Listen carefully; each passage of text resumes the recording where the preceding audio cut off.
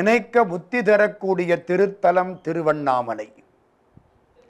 திருவண்ணாமலையிலே பக்குவப்பட்ட ஒரு சித்தர், வள்ளிமலையிலே காட்சி தந்த ஒரு சித்தர், திருத்தணியிலே திருப்புகழ் பாட ஏற்பாடு செய்து கொடுத்த ஒரு சித்தர், அவரை பற்றி இப்பொழுது நாம் சிந்திக்க இருக்கிறோம். அவருக்கு பெயர் வள்ளிமலை சுவாமிகள் என்ற சச்சிதானந்த சுவாமிகள். திருவண்ணாமலையிலே பகவான் ரமணரும் சேஷாத்திரி சுவாமிகளும் வாழ்ந்த காலம். பகவான் ரமணர் முருகனாக திகழ்ந்தார், சேஷாத்திரி சுவாமிகள் விநாயகப் பெருமானாக திகழ்ந்தார். இந்த ரெண்டு பேரும் வாழ்ந்த காலம் பொற்காலம். கிட்டத்தட்ட 1890 அதுக்கு அப்புறம், இன்னும் சொல்ல போனா 20ஆம் நூற்றாண்டின் முற்பகுதி. அந்த சமயத்திலே அர்த்தநாரின்னு ஒருவர், இந்த அர்த்தநாரி என்பவர் திருச்செங்கோட்டிலே பிறந்தவர். பல காலத்துக்கு பின்னாலே அவர் திருவண்ணாமலைக்கு வருகிறார். நினைக்க முத்தி தரக்கூடிய திருவண்ணாமலைக்கு வருகிறார். இந்த அர்த்தநாரி என்னங்கிறதெல்லாம் அடுத்தாற்போல் நாம் சிந்திக்க இருக்கிறோம். பக்குவமான ஒரு ஆன்மா, பழனி ஆண்டவன் சன்னிதானத்தில் வழிபட்ட ஒரு ஆன்மா. அங்கிருந்து புறப்பட்டு திருவண்ணாமலைக்கு வர்றார். திருவண்ணாமலையிலே கீழே சேஷாத்திரி சுவாமிகள், மலை மேல ரமண பகவான். இந்த சேஷாத்திரி சுவாமிகள் இருக்கிற இடத்துக்கு நம்ம அர்த்தநாரி வந்துட்டார். மகான் சேஷாத்திரி சுவாமிகள் ஒரு எரும மாட்டை தேய்ச்சி குளிப்பாட்டிக்கிட்டு இருக்கார். இதை பார்க்கிறார் அர்த்தநாரி, அப்படியே நின்று பார்த்துக்கிட்டு இருக்கார். சேஷாத்திரி சுவாமிகள் சிரிச்சபடி அவர் பார்த்து திரும்பினார். என்ன, எரும மாட்டை தேய்ச்சி குளிப்பாட்டுறானேன்னு நினைக்கிறியா? மனுஷங்களை தேய்ச்சேன், அழுக்கு போகலை, அதான் எரும மாட்டை தேய்ச்சி குளிப்பாட்டுறேன். என்ன அர்த்தம்? இந்த மனுஷங்களுக்கு சொன்னேன், ஒருத்தனும் கேட்கல. வள்ளற் பெருமான் சொன்னார்ல, கடை விரித்தேன் கொள்வாரில்லை கட்டி விட்டேன். நல்லது நமக்கு சீக்கிரம் வராதே, அதனாலே நான் இப்பொழுது எருமை மாட்டை தேய்த்து குளிப்பாட்டி கொண்டிருக்கிறேன். பார்க்கிறார் அர்த்தநாரி. மேலே போ. அர்த்தநாரிக்கு ஒன்றும் புரியல. மேலே போனா மலைக்கு போ. மலைக்கு போறார். மலையிலே ரமண பகவான் கட்டின கோவணத்தோட நிற்கிறார். அர்த்தநாரிக்கு பழனி ஆண்டவன் தான் கண்கண்ட தெய்வம். இப்போ ரமணரை பார்த்துட்டாரா, அது அந்த கோவணத்தோட பார்த்துட்டாரா, அப்படியே பழனி ஆண்டவனை பார்த்தாப்புல இருக்கு.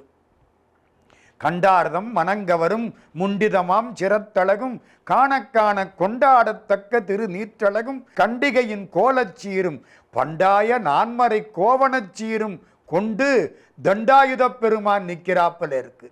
முருகா காலில் விழுந்துட்டார். ரமண பகவான் அவரை பார்த்தார். கீழே போ. என்னடா இது, அவர் மேலே போங்கிறார், இவர் கீழே போங்கிறார். சரி, புறப்பட்டு கீழே வந்தார். கீழே யார் இருக்கா? சேஷாத்திரி சுவாமி இருக்கார். சாமி சொல்கிறார் அவரை பார்த்து, நான் எனது என்ற வேறுபாடுகளை நீக்கு, பிரம்ம தத்துவத்தை உணர்வாயாக, எனது யானும் வேறாகி எவரும் யாதும் யானாகும் இதய பாவனாதீதம் அருள்வாயே. திருப்புகழ் பாட்டு. இதை விட்டு நான் எனது என்ற வேறுபாடுகளை விடு, பிரம்ம தத்துவத்தை உணர்வாயாக. நீ திருப்புகளுக்காக பிறந்தவன், அதை படி, அது மகா மந்திரம். வள்ளிமலைக்கு போ. இதுதான் உபதேசம். யாரு சொன்னா? சேஷாத்திரி சுவாமிகள் சொன்ன உபதேசம். யாருக்கு? அர்த்தநாரிக்கு. அர்த்தநாரி இதை கேட்டுக்கிட்டார். மலையை சுத்தினார், திருவண்ணாமலையை சுத்தினார். திருவண்ணாமலையில் 2 பிரகாரம் உண்டு. ஒன்று இப்போ நாமெல்லாம் சுற்றி வர்ற வெளிப்பிரகாரம், இன்னும் ஒன்று உள்பிரகாரம் ஒன்று உண்டு. அந்த உள்பிரகாரம் மலையை ஒட்டி போகும். மலை குகைகளெல்லாம் அதில் இருக்கும். அந்த பிரகாரம்தான் ரமணர் அந்த காலத்திலே சுத்தியது. சேஷாத்திரி சுவாமிகள் 1,00,000 தடவை சுத்தியது அந்த பிரகாரம். அந்த பிரகாரத்தில் ரமணர் பக்தர்களோட காலையில் போறார். நம்ம அர்த்தநாரி அங்கே போயிட்டார். போய் ரமணரோட இணைந்து கொண்டார். காலையில் எல்லாருக்கும் பசிக்குது. ஆனால் ரமண பகவான் திருப்புகள் பாடிக்கொண்டு நல்ல நூற்களை எல்லாம் சொல்லிக்கொண்டு ஆடிக்கொண்டு பஜனை பண்ணி கொண்டு போகிறார். வேடிச்சி காவலன் வகுப்பு அப்படின்னு அருணகிரிநாத சுவாமிகள் பாடிய அற்புதமான ஒரு வகுப்பு. முடிகிற பொழுது வேடிச்சி காவலனேன்னு முடியும். அதை படிக்கிறாங்க எல்லாரும். ரமணருக்கு தெலுங்கு தெரியும், தமிழ் தெரியும், ஆங்கிலமும் தெரியும். அப்படி படிச்சுக்கிட்டே போகிற பொழுது தன்னை மறந்து வேடிச்சி காவலனே, வேடிச்சி காவலனே, காவலனே காவலனே, ஏமேமி காவலனே, எந்தெந்தா காவலனே அப்படின்ட்டார். எதுக்கு காவலன், எது எது கொண்டாந்து கொடுப்பான், ஏமேமி காவலனே, எந்தெந்தா காவலனே. அர்த்தநாரி பக்கத்தில் இருந்து கேட்டுக்கிட்டே இருக்கார். அங்கே ஒரு சாது, அவர் இந்த கூட வந்தவர், அவருக்கு பசிக்குது. காலம்புற புறப்பட்டு இந்நேரம் ஆகிப்போச்சு, பசிக்குது, ஒரு இட்லி கிடையாது, ஒரு காப்பி கிடையாது, என்ன பண்ணுறது? காலையில் எந்திரிச்சா காப்பி குடிக்கணுமே, உயிரே காப்பியில் தானே இருக்கு. ரமணர் என்ன சொன்னார்? ஏமேமி காவலனே, எந்தெந்தா காவலனே. அந்த ஆளு உடனே இட்லி காவலனே, காப்பி காவலனேன்ட்டார். தன்னை மீறி சொல்லிவிட்டார். எல்லாரும் சிரிச்சிட்டாங்க, ரமணரும் சிரிச்சிட்டார். சிரிச்சிட்டு என்ன தெரியுமா பண்ணார்? மலையில் ஒரு பகுதி குகை, உட்காருங்கன்ட்டார். உட்கார்ந்துட்டாங்க. அர்த்தநாரியும் உட்கார்ந்து இருக்கார், பகவான் ரமணர் உட்கார்ந்து இருக்கார். இந்த காப்பி கேட்டாரே, இட்லி காவலனே, காப்பி காவலனே, அவரும் உட்கார்ந்து இருக்கார். மற்ற அன்பர்களும் உட்கார்ந்து இருக்கிறாங்க. திடீர்னு ஒரு சைக்கிள் வருது. ஒரு ஆளு சைக்கிளில் 2 சட்டியை போட்டு கொண்டு வரார். சட்டியை எடுத்து இறக்கி வைக்கிறார்.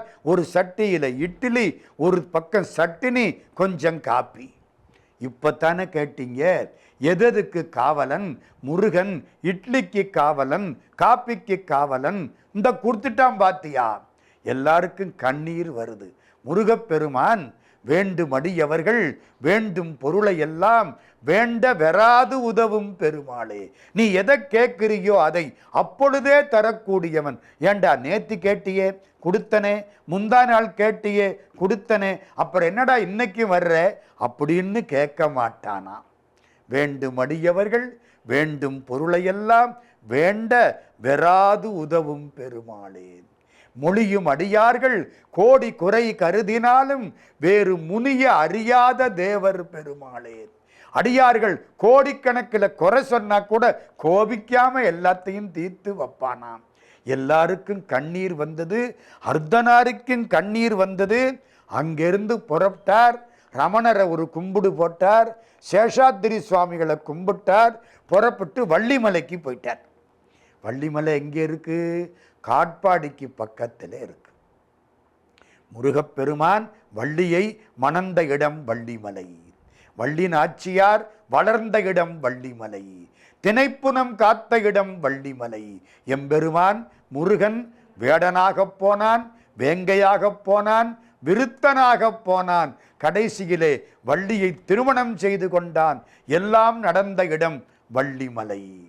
வள்ளி கொடியிலே அந்த வள்ளி கிழங்கு இருந்த குழியிலே அவதாரம் செய்தவள் வள்ளி நாச்சியார்.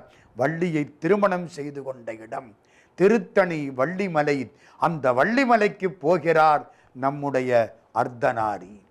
வள்ளிமலையிலே அர்த்தநாரி ஒரு ஆசிரமத்தை உண்டாக்கினார். அதிலிருந்து அவருக்கு பேரு வள்ளிமலை சுவாமிகள்னு ஆயிப்போச்சு. நான் அந்த இடத்துக்கு போயிருக்கிறேன்.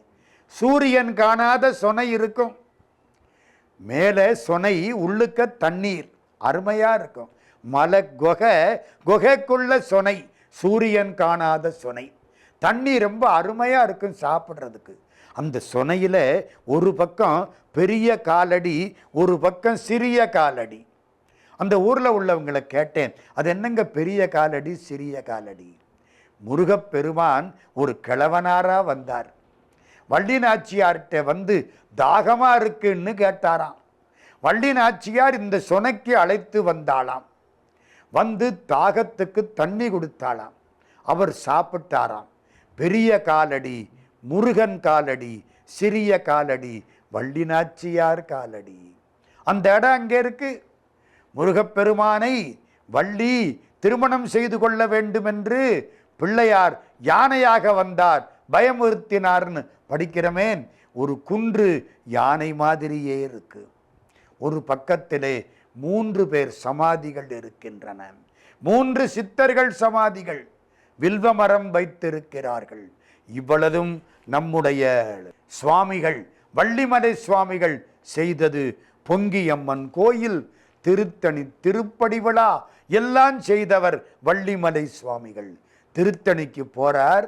திருத்தணியில போய் முருகப்பெருமானுடைய சந்நிதி ஒவ்வொரு படியிலையும் விளக்கு ஏற்றி வைத்து வழிபாடு செய்து திருப்புகள் படிக்கிறார். அதுக்கு பேரு திருப்படி விழான்னு பேர். அந்த காலத்தில் ஜனவரி மாதம் 1ஆம் தேதி அன்னைக்கு எல்லாரும் போய் கலெக்டரை பார்த்து காலில் விழுவாங்களாம். கலெக்டர் தான் ராஜா. வள்ளிமலை சுவாமிகள் சொன்னார், நமக்கு ராஜா முருகப்பெருமான், திருத்தணி பெருமான். அதனாலே ஜனவரி 1ஆம் தேதி திருத்தணி பெருமானை போய் பார்ப்போம். ஒவ்வொரு படியிலையும் விளக்கேற்றி வைத்து வழிபாடு செய்து திருப்புகள் பாடி செல்வோம். இன்னைக்கு நாளைக்கு நடந்து கொண்டிருக்கிறது. திருத்திண்ணையிலையெல்லாம் திருப்புகள் படிப்பாங்களாம். எந்த ஊர்ல? திருத்தணியிலே. யாரு ஏற்பாடு? வள்ளிமலை சுவாமி ஏற்பாடு. பழைய காலத்திலே திருப்புகள் ஓதும் கருத்தினர் சேரும் திருத்தணி மேவும் பெருமாளேன்னு நம்ம அருணகிரிநாதர் பாடுவார். எப்படி? திருப்புகள் ஓதும் கருத்தினர் சேரும் திருத்தணி மேவும் பெருமாளே. பின்னால பாட்டை மாத்தி விட்டாங்க. தெருத்திண்ணை தோறும் திருப்புகள் ஓதும் திருத்தணி மேவும் பெருமாளே. திண்ணையிலையெல்லாம் திருப்புகள். பல சித்தர்கள் வள்ளிமலையில் வாழ்கிறார்கள். நான் ஒரு தரம் அங்க போனேன் வள்ளிமலையிலே. எனக்கு முன்னாலே ஒரு நாய் வழிகாட்டி கொண்டே போயிற்று. ஒன்றும் புரியல. வள்ளிமலை சுவாமிகள் ஆசிரமம்னு போர்டு இருக்கு. ஆனா ஒரு குறிப்பிட்ட இடத்துக்கு போனா 3-4 பாதை பிரியுது. எந்த பாதையில போறது எனக்கு தெரியல. ஒரு நாய் வந்தது, மிகச் சரியாக போகிறது. கிட்டத்தட்ட இது 1993 நடந்த நிகழ்ச்சி. நானும் என் மனைவியும் போன பொழுது அந்த நாய் வள்ளிமலையிலே வள்ளிமலை சுவாமிகள் ஆசிரமத்துக்கு எங்களுக்கு வழிகாட்டிற்று. நாய்க்கு பின்னாலே போறோம், ஒழுங்கா போகுது. நாங்க நின்னா நாய் நிற்கும், நாங்க போனா நாய் போகும். கடைசியிலே பொங்கியம்மன் சந்நிதி. பொங்கியம்மன் சந்நிதின்னு பார்த்த உடனே எனக்கு தோன்றிற்று வள்ளியினுடைய தோழி பொங்கியம்மன். ஓ, இந்த இடத்துக்கு வந்தாச்சு. அப்ப இனிமே வள்ளிமலை சுவாமிகள் சமாதி பக்கத்துல. நாய் அதோடு நின்று விட்டது. 4 பசுக்கள் மேய்ந்தன. பார்த்தேன் வள்ளிமலை சுவாமிகள் ஆசிரமம். அங்கிருந்து திரும்பணும், வழிபாடு பண்ணிட்டு இருந்தவங்களை கேட்டேன், பஸ் ஸ்டாண்டுக்கு போகணுமே, வழி எப்படி? அவர்கள் கிழக்கால போ, மேற்கால போ, 1000 சொன்னார்கள். எனக்கு அதெல்லாம் பிடிபடலை. நாய் வந்து முன்னால நிக்குது. நான் இருக்கிறேன், கவலைப்படாதே. அதே மாதிரி நாய் அங்கே இருந்து புறப்பட்டு வேற வழியில பஸ் ஸ்டாண்டுக்கு வந்துருச்சு. நாங்க பின்னாலே வர்றோம். பஸ் ஸ்டாண்டுக்கு வந்த உடனே அந்த நாய் கம்பீரமா என்ன ஒரு பார்வை பார்த்தது. நான் ஒரு தப்பு பண்ணினேன். என்ன தப்பு தெரியுமா? கடையில் 5 ரூபாய்க்கு பிஸ்கட்டு வாங்கி அந்த நாய்க்கு போட்டேன். ஒரு முறைச்சுது பாருங்க. ஏண்டா, இந்த பிஸ்கட்டுக்காகவா நான் உனக்கு வழிகாட்டினேன்னு நினைக்கிறியா? கடைசியில மனுஷ புத்திய காட்டிவிட்டியே. நாய் பிஸ்கட்டை சாப்பிடல, போயிடுச்சுங்க. எனக்கு புத்தி வந்தது. நாய் யாரு? சித்தர்கள். வினை பாக்கி இருக்குமானால் சித்தர்கள் நாயாக பிறப்பார்கள். சதுரகிரிக்கு போங்க, பல நாய்கள் தெரிகின்றன.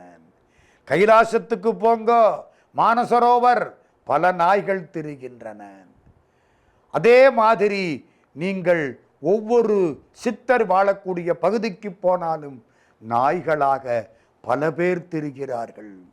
பல சித்தர்கள். வள்ளிமலை. ஆமா, யார் இந்த வள்ளிமலை சுவாமி? இவர் வரலாறு என்ன? திருத்தணியிலே மட்டுமல்லாது சென்னை பகுதியிலே எல்லாம் திருப்புகளை பாடஞ்சொல்லி கொடுத்து பாட வைத்து பெரும்புகழ் பெற்றவர் வள்ளிமலை சுவாமிகள். இன்னொரு பேரு சச்சிதானந்த சுவாமி. கையில் ஒரு தம்பூராவோட காட்சி கொடுப்பார். மிக பெரியவர். யார் இந்த வள்ளிமலை சுவாமி? பெருஞ்சித்தர். எதனால? அவர் யார்? அவர் பழைய வரலாறு என்ன? பழனி ஆண்டவனுக்கும் இவருக்கும் தொடர்பு என்ன? ஏன் அதையெல்லாம் விட்டுட்டு வள்ளிமலைக்கு வந்தார்? இந்த வரலாறு தெரிய வேண்டுமானால் கொஞ்சம் முன்னால் சென்று பார்க்க வேண்டும். தமிழ்நாட்டில் ஈரோட்டுக்கு பக்கத்தில் பவானின்னு ஒரு ஊர். பவானிக்கு பக்கத்தில் பூனாச்சிபுதூர் அப்படின்னு ஒரு குக்கிராமம். பூனாச்சிபுதூர். அந்த ஊரிலே கணபதி சாஸ்திரின்னு ஒருத்தர். கணபதி சாஸ்திரி 60 வயசுல காசிக்கு நடந்து போனவர். அந்த காலத்தில் அப்படித்தான் காசிக்கு நடந்து போவாங்க. பின்னாலே மாட்டு வண்டி கட்டி போவார்கள். 6 மாதத்துக்கு அப்புறம் 2 மாடு மட்டும் திரும்பி வரும். கணபதி சாஸ்திரிகள் 60 வயசுல காசிக்கு நடந்து போனவர். காசிக்கு போனார், கங்கையில் குளித்தார், பெருமானை கும்பிட்டார். 4-5 நாள் கங்கையில் சமாதியாகிவிட்டார். இந்த கணபதி சாஸ்திரியினுடைய பேரன் சிதம்பர ஐயர். சிதம்பர ஐயருக்கு மூத்த மனைவிக்கு குழந்தை கிடையாது. 2வது மனைவி மகாலட்சுமி. ஒரு நாள் இவர்கள் 2 பேரும் தோசைக்கு மாவரைத்து கொண்டிருக்கிறார்கள். கணவர் அந்த குளவியை சுத்துறார். அந்த அம்மா அந்த மாவை தள்ளி விடுது.